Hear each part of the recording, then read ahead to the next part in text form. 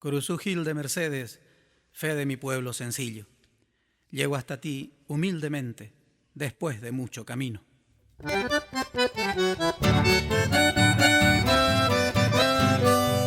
Vengo a decir mi oración por nuestros muertos queridos y a dejarte esta canción, ofrenda de peregrino.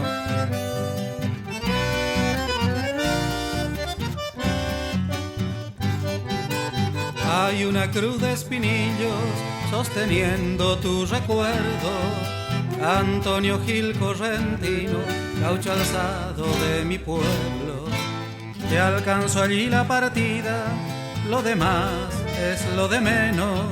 La tarde paloma herida alzó tu rojo pañuelo. Es milagrosa tu cruz, porque según nuestra gente tiene destino de luz aquel que es muerto inocente. Además prenderle velas a las cruces del camino es tradición que conserva nuestro pueblo correntino.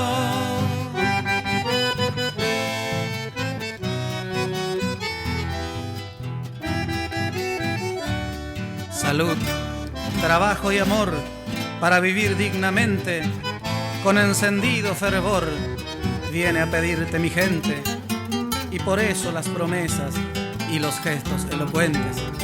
Caminando los enfermos, peregrinos consecuentes, con plata, asado y buen vino, el trabajador creyente y algún sonso enamorado, con un canto solamente.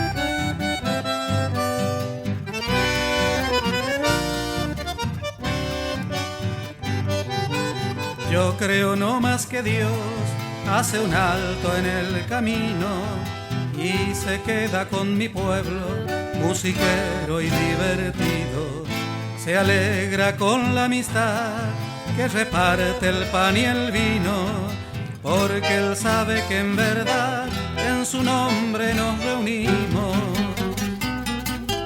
Alguien que pidió un favor y que fue correspondido se acerca con devoción a cumplir lo prometido. Yo que di mi corazón y solo tengo un olvido, hago miel de mi dolor y te canto agradecido. Cruzúgil de Mercedes, fe de mi pueblo sencillo.